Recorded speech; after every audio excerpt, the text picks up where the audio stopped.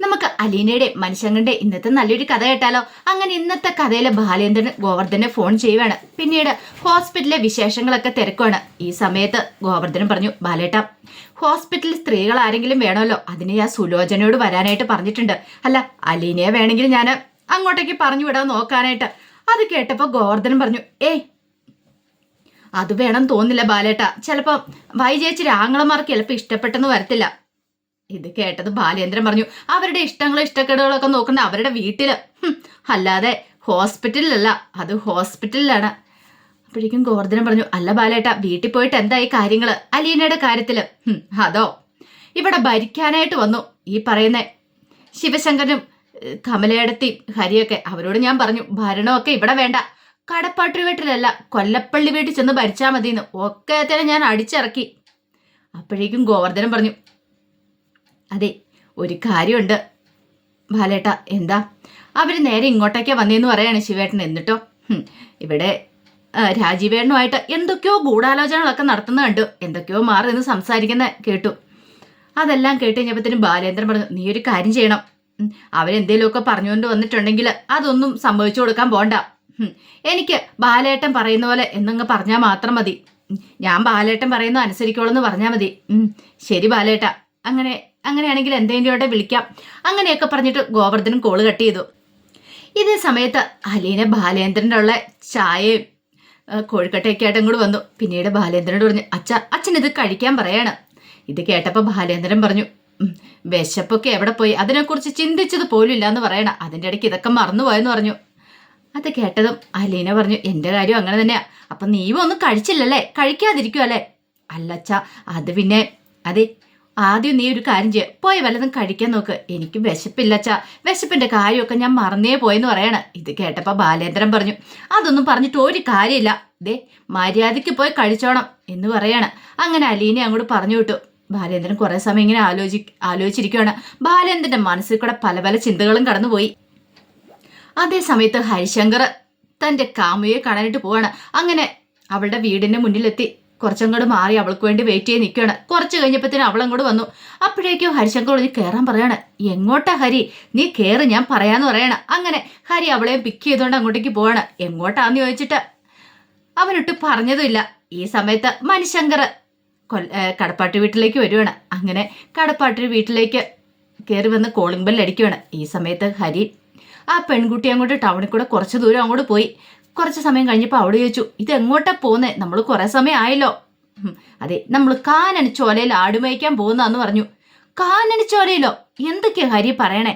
അതൊക്കെ നിനക്ക് വൈകാതെ മനസ്സിലാവും. നീ എന്നോടൊപ്പം ഇരുന്നാൽ മാത്രം മതി.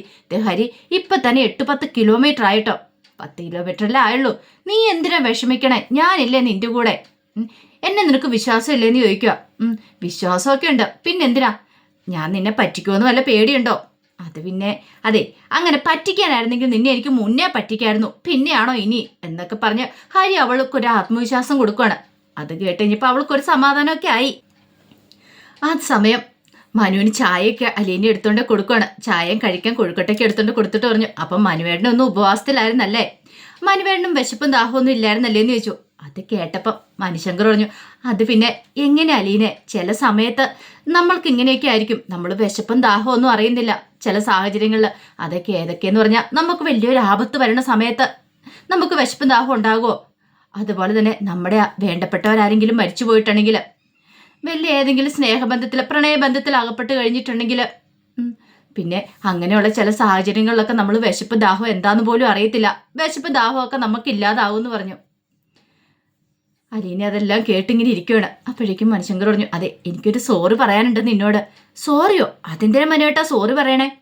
അത് പിന്നെ എൻ്റെ വീട്ടുകാർ നിന്നെ ഇവിടെ വന്ന് പിടിച്ചിറക്കി വിടാൻ നോക്കിയില്ലേ, വളരെ മോശമായിട്ട് പെരുമാറിയില്ലേ എൻ്റെ അമ്മയും സഹോദരനും അച്ഛനും ഒക്കെ ചേർന്നിട്ട്. അപ്പം അതുകൊണ്ട് ഞാനൊരു സോറി പറയാന്ന്.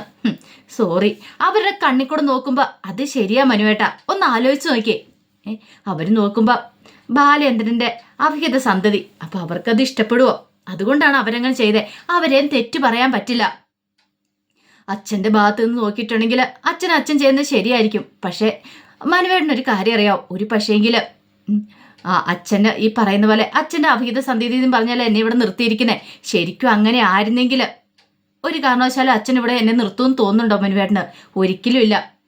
ഇപ്പൊ കാര്യങ്ങൾ നേരെ മറിച്ചായതുകൊണ്ടല്ലേ അതിന്റെ ഒരു അഹങ്കാരത്തിലല്ലേ അച്ഛൻ എന്നെ ഇവിടെ പിടിച്ചു നിർത്തിയിരിക്കുന്നേ. അല്ലെങ്കിൽ അച്ഛൻ ഒരിക്കലും എന്നെ ഇവിടെ നിർത്തില്ല എന്ന് പറയണം. അതുകൊണ്ട് മനുവേട്ടൻ്റെ വീട്ടുകാർ ചെയ്തതിലൊന്നും എനിക്കൊരു തെറ്റ് പറയാനും പറ്റില്ല. അവർ നോക്കിക്കഴിയുമ്പോൾ അവരുടെ ഭാഗം ശരിയാണ്. ഇതെല്ലാം കേട്ടുകഴിഞ്ഞപ്പം മനുഷ്യങ്കർ പറഞ്ഞു, എന്നാലും വേണ്ട മനുവേട്ടാ, ഞാനിതൊക്കെ അർഹിക്കുന്നവളാ. ഞാൻ ഒരിക്കലും ഇങ്ങോട്ടേക്ക് വരാൻ പാടില്ലായിരുന്നു, ഞാനിവിടെ നിൽക്കാനും പാടില്ലായിരുന്നു. പക്ഷെ എന്ത് ചെയ്യാനാ, അങ്ങനെയൊക്കെ സംഭവിച്ചു പോയി. പക്ഷെ എന്നെ നോക്കുന്ന എൻ്റെ അച്ഛന് പാവമാ. ഒന്ന് ആലോചിച്ച് നോക്കിയേ, അച്ഛന് സത്യങ്ങളതൊക്കെ ആരോടെങ്കിലും തുറന്നു പറയാൻ പറ്റുമോ? ഇത്രയും കാലം, ഈ 10-23 വർഷക്കാലം അച്ഛൻ കൊണ്ടു നടന്ന ജീവിതം അത് തകർന്നു പോകും. അച്ഛൻ്റെ സ്വപ്നങ്ങൾ എല്ലാം തകർന്നു പോകും. ആ കുടുംബത്തെ സംരക്ഷിക്കാൻ വേണ്ടിയിട്ട് അച്ഛൻ ഇങ്ങനൊരു നുണ പറയേണ്ടി വന്നു. ചിലപ്പം അച്ഛനുള്ള സത്യങ്ങളൊക്കെ വിളിച്ചു പറഞ്ഞിട്ടുണ്ടെങ്കിൽ വൈജയന്തി മാഡമായിട്ടുള്ള, അതായത് എൻ്റെ അമ്മയുമായിട്ടുള്ള ബന്ധം അച്ഛന് ഉപേക്ഷിക്കേണ്ടതായിട്ട് വരും. നാട്ടുകാരൊക്കെ അച്ഛനെ പരിഹസിച്ച് ചിരിക്കും. എന്തൊക്കെ പ്രശ്നങ്ങളുണ്ടാവും. അതുകൊണ്ട് മാത്രമാണ് അച്ഛനിപ്പോൾ ഇങ്ങനെ ഒരു കള്ളക്കഥ പറഞ്ഞ് മുന്നോട്ട് പോയിക്കൊണ്ടിരിക്കണേ. അച്ഛൻ്റെ വേദന ബാക്കി ആർക്കും മനസ്സിലായില്ലെങ്കിലും എനിക്ക് മനസ്സിലാവാൻ മനുവേട്ട എന്ന് പറഞ്ഞുകൊണ്ട് അലീനെ അങ്ങോട്ട് എഴുന്നേറ്റു. അതിനുശേഷം പറഞ്ഞു, പാവം എൻ്റെ അച്ഛൻ പറയുന്നത് എന്താണെന്നറിയാമോ? ഞാനാണ് അച്ഛൻ്റെ ഊന്നുവടിയെന്ന്. ഞാനില്ലെങ്കിൽ അച്ഛൻ ഇല്ലാന്നാ പറയണേ. ഇപ്പം എൻ്റെ ബലത്തിലാണ് അച്ഛൻ നിൽക്കുന്ന പോലും. ശരിക്കും പറഞ്ഞാൽ അച്ഛൻ്റെ വിഷമം കാണുമ്പോൾ എനിക്ക് നെഞ്ചു പൊട്ടുന്നുണ്ട്. എന്ത് ചെയ്യാൻ പറ്റും? പാവം കുറേ സഹിക്കുന്നുണ്ട്. ഇനിയിപ്പോൾ എങ്ങനെ മുന്നോട്ട് പോകുന്ന പോലും അറിയത്തില്ല. അതൊക്കെ ഓർത്ത് കഴിയുമ്പോൾ വിഷമമാണ് എനിക്ക്. കാരണം എന്നെ തെരുവിലേക്ക് ഇറക്കി വിടാൻ പറ്റില്ല. അതുകൊണ്ട് മാത്രം അച്ഛൻ എന്നെ കൈ പിടിച്ച് എന്നെ കൂടെ കൊണ്ടു നടക്കുവാണ്, എല്ലാവരും വെറുപ്പിച്ചോണ്ട്. അറിയാവോ എന്നൊക്കെ പറഞ്ഞുകൊണ്ട് ഇങ്ങനെ സങ്കടപ്പെട്ട് കരയുവാണ്. കരയുന്ന സമയത്ത് മണിശങ്കർ അടുത്തേക്ക് എന്നിട്ട് അലീനെ ചേർത്ത് പിടിച്ചിട്ട് തോളത്ത് തട്ടിയിട്ട് വിഷമിക്കണ്ടെന്ന് പറഞ്ഞ് ആശ്വസിപ്പിക്കുകയാണ്. ആ ഒരു ആശ്വാസവാക്കിന് ഒത്തിരി അധികം വിലയുണ്ടായിരുന്നു അലീനയ്ക്ക്. കാരണം തോളത്തട്ടി നെഞ്ചോട് ചേർത്ത് മണിശങ്കർ പിടിച്ചു കഴിഞ്ഞപ്പോഴത്തേനും അത്രയും സമയം ഉണ്ടായിരുന്നു. കുറേ വേദനകളും വിഷമങ്ങളൊക്കെ അലീനയുടെ ഇല്ലാതായി പോകുന്ന പോലെ അലീനയ്ക്ക് തോന്നുവാണ്. അതേ സമയത്ത് ഹരിശങ്കർ കൂടെയുള്ള കാമുകിയായ ശരണ്യയും കൊണ്ട് ഒരു റിസോർട്ട് പോലെയുള്ള ഒരു വീട്ടിലേക്ക് ചെല്ലുവാണ്. ഒരു ഹോം സ്റ്റേ പോലെയാണത്. അങ്ങോട്ട് ചെല്ലുവാണ്. അങ്ങനെ അവിടെ ചെന്ന് ഇങ്ങനെ നിന്ന് കഴിയുമ്പോഴത്തേനും അവിടെ എല്ലാം ശരണ്യ നോക്കുവാണ്. ഇതെന്താ ഇവിടേക്ക് വന്നേന്ന് ചോദിക്കുവാണ്. കാരണം അവിടേക്ക് ആളൊഴിഞ്ഞ പ്രദേശമാണ്. കാണാൻ നല്ല ഭംഗിയൊക്കെ ഉണ്ട്, നല്ല പുൽമേടുകളും കാര്യങ്ങളും ഒക്കെ ഉണ്ട്. അപ്പോഴേക്കും ഹരിശങ്കർ പറഞ്ഞു, അല്ല ഞാനല്ലേ പറഞ്ഞേ കാനൻ ചൊലയിൽ ആട് മേയ്ക്കാൻ കൊണ്ടുവന്ന്. അതിന് ഇവിടെ ആടിനെയൊന്നും കാണുന്നില്ലോ, അതിനല്ലേ എൻ്റെ കൂടെ ശരണ്യാടുള്ളത്. ഇത് കേട്ട് കഴിഞ്ഞപ്പോൾ ശരണ്യ പറഞ്ഞു, ദേ വേണ്ട കേട്ടോ എന്നൊക്കെ പറയണ. അപ്പോഴേക്കും ഹരിശങ്കർ പറഞ്ഞു, ഓ പിന്നെ അത്രയും ദൂരം വണ്ടി ഓടിച്ച് ഇവിടം വരെ വന്ന് എന്തിനാന്നാ വിചാരിച്ചുകൊണ്ടിരിക്കണേ. അതെല്ലാം കേട്ട് കഴിഞ്ഞപ്പോൾ ശരണ്യ ഇങ്ങനെ ഒന്ന് നോക്കി. പിന്നീട് പറഞ്ഞു, അല്ല നമുക്ക് തിരിച്ചു പോകണ്ടേ, തിരിച്ചൊക്കെ പോകാന്നേ. ഇത്ര ദൂരം വന്നിട്ട് പെട്ടെന്ന് അങ്ങോട്ട് പോയാൽ ശരിയാകോ? അല്ല ഇവിടെ എങ്ങും ആരെയും കാണുന്നൊന്നുമില്ലല്ലോ. അതല്ലേ പറഞ്ഞ കാനനച്ചോലയാന്ന് പറഞ്ഞത്. കാരണം ഒരു ഹോം സ്റ്റേ പോലെ ഒരു വീട് അപ്പുറത്തുണ്ടായിരുന്നു. അപ്പോഴേക്ക് ശരണി വെച്ചു, ഇവിടെ ഫുഡൊക്കെ കിട്ടുമെന്ന് ചോദിച്ചു. പിന്നല്ലാതെ ഫുഡൊക്കെ കിട്ടുമെന്നേ. നമുക്കൊരു കാര്യം ചെയ്യാം, കുറച്ച് സമയം ഫോട്ടോസൊക്കെ എടുക്കാം, ഒന്നിച്ച് നിൽക്കുന്ന പിന്നെ കിസ് ചെയ്യുന്ന ഫോട്ടോസൊക്കെ. ശരണി പറഞ്ഞു, വേണ്ട അങ്ങനത്തെ ഫോട്ടോസൊന്നും വേണ്ട കേട്ടോ ഹരി. ഒരു കാര്യം ഞാൻ പറഞ്ഞേക്കാം, മനുഷ്യന്മാരെ കാണിക്കാൻ കൊള്ളാവുന്ന ഫോട്ടോസൊക്കെ മതി. മതിയെങ്കിൽ മതി എന്നൊക്കെ ഹരി പറയാണ്. അതിനുശേഷം അവരാ ഹോം സ്റ്റേയുടെ മുന്നിലേക്ക് വന്നു. അപ്പോഴേക്കും ഒരാൾ അങ്ങോട്ടേക്ക് വന്നു. അയാളെ കണ്ടു കഴിഞ്ഞപ്പോഴത്തേനും ഹരിശങ്കർ ചോദിച്ചു, അല്ല ഇവിടുത്തെ ആളാണെന്ന് ചോദിക്കുകയാണ്. അതെ, ഇവിടെ സെക്യൂരിറ്റി ഒന്നുമില്ലേ? സെക്യൂരിറ്റി ഞാനാ. ഓ അങ്ങനെയാണല്ലേ. അല്ല ഇവിടെ ഫുഡൊക്കെ കിട്ടുമെന്ന് ചോദിച്ചു. ഫുഡൊക്കെ കിട്ടുമല്ലോ. എന്ത് ഫുഡൊക്കെ കിട്ടുന്നേ? ഈ കാന്താരി ചിക്കന്, പൊറോട്ട അതൊക്കെ കിട്ടുമോ? സാർ എന്ത് വേണമെന്ന് പറഞ്ഞാൽ മതി, അതൊക്കെ കിട്ടുമെന്ന് ഹരിയോട് പറയണം. അല്ല അങ്ങനെയാണോ? അത് വേണമായിരുന്നു. ഈ ചിക്കനൊക്കെ ഇങ്ങനെ പെരട്ടി വെച്ചിട്ടെ ഒരു കാര്യം ചെയ്യാം, ആ കുക്കിനെ ഒന്ന് വിളിക്കാവോ? ഇതിനെന്താ വിളിക്കാലോ. കുക്കിനെ വിളിച്ച് കുക്കിനോട് കാര്യങ്ങൾ പറയാം. ശരി കുക്കിനോട് പറഞ്ഞോളാൻ പറയണം. അതിന് കുക്ക് വന്നില്ലോ. കുക്ക് ഞാനാ സാറേ. ഇത് കൊള്ളാലോ, എല്ലാം താനാണോ? താൻ എന്താ 3 in 1 കോംബോ ആണോ എന്നൊക്കെ ചോദിച്ചു. അത് കേട്ടപ്പോൾ അവന് ചിരിച്ചു. പിന്നീട് ചോദിച്ചു, അല്ല ഇവിടെ റൂം കിട്ടില്ലേ എന്ന് ചോദിക്കാം. റൂമൊക്കെ കിട്ടും. എത്ര റെന്റ്? 3000 രൂപ എന്ന് പറഞ്ഞു. ശരണ്യ ചോദിച്ചു, എന്താ ഹരിയേട്ടത്, എന്തിനാ റൂമൊക്കെ എടുക്കണേ? നമുക്ക് സ്റ്റേ ചെയ്യണ്ടേ? സ്റ്റേ ചെയ്യാനോ? അപ്പൊ നമുക്ക് വീട്ടിൽ പോണ്ടേ? നമ്മൾ സ്റ്റേ ചെയ്യുന്നല്ല, പോകുമെന്ന് പറയണം. പോകാം, നീ ടെൻഷൻ അടിക്കില്ലേ? അല്ല നമുക്കൊന്ന് ഫ്രഷ് ആവണ്ടേ? കുറച്ച് സമയം ഒന്ന് റെസ്റ്റ് എടുത്ത് ഒന്ന് ഫ്രഷ് ആവണേ, റൂം വേണ്ടേ? അതിൻ്റെ ആവശ്യമുണ്ടെന്ന് എനിക്ക് തോന്നില്ല. അപ്പോഴേക്കും ഹരി അയാളോട് ചോദിച്ചു, അല്ല ഒരു 2-3 മണിക്കൂറത്തേക്ക് ഒരു റൂം തരാൻ പറ്റുമോ? അങ്ങനെ ഇവിടെ ഡിവൈഡ് ചെയ്ത് കൊടുക്കുന്ന പരിപാടി ഒന്നുമില്ല സാറേ, എത്രയാളും 3000 രൂപ തന്നെ റെൻ്റെന്ന് പറഞ്ഞു.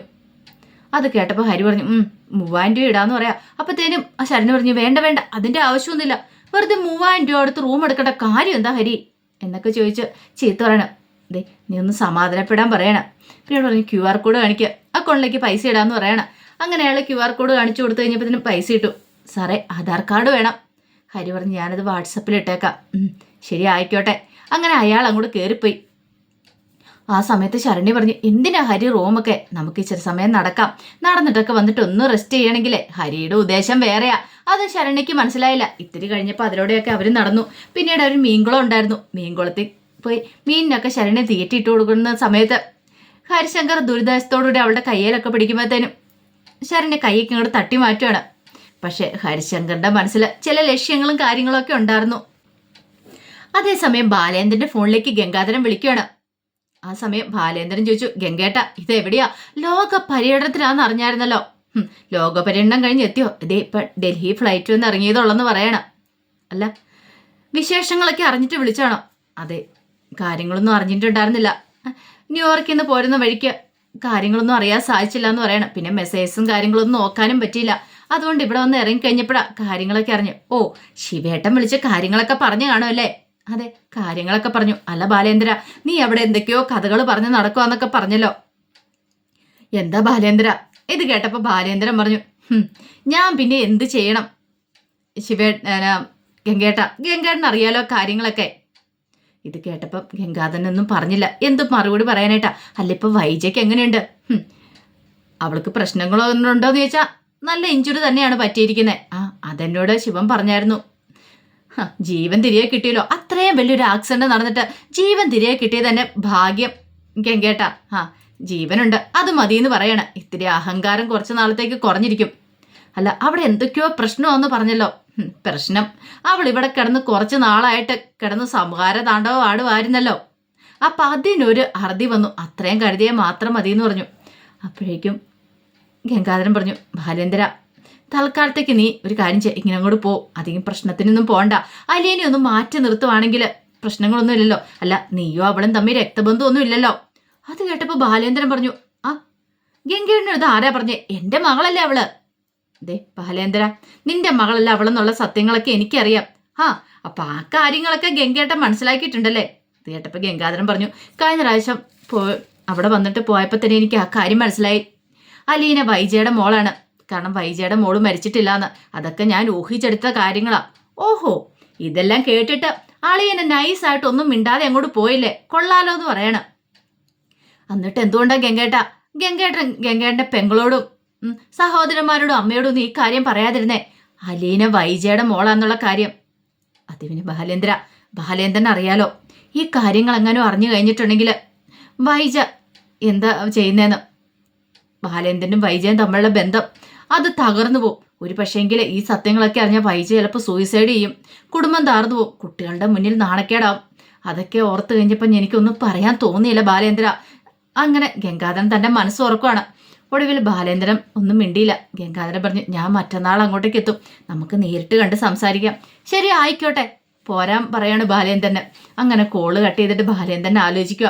അപ്പൊ അതിന്റെ വിശേഷങ്ങളൊക്കെ എന്ന് കാണുന്നത്. ഇതിന്റെ ബാക്കി വിശേഷങ്ങളുമായിട്ട് വൈകുന്നേരത്തെ പ്രൊമോയി വരാട്ടോ. ആദ്യമായി കാണുന്നവരുണ്ടെങ്കിൽ ചാനൽ ഇഷ്ടപ്പെട്ട ഒന്ന് സബ്സ്ക്രൈബ് ചെയ്യാൻ മറക്കരുത്. വീഡിയോ ഇഷ്ടപ്പെടുവാണെങ്കിൽ ലൈക്ക് ചെയ്യാനും നിങ്ങളുടെ വിലയേറിയ അഭിപ്രായങ്ങളൊക്കെ രേഖപ്പെടുത്താനും മറക്കരുത് കേട്ടോ. ഒരിക്കൽ കൂടി എല്ലാവർക്കും ശുഭദിനം നേർന്നുകൊണ്ട് നിർത്തുന്നു. നന്ദി.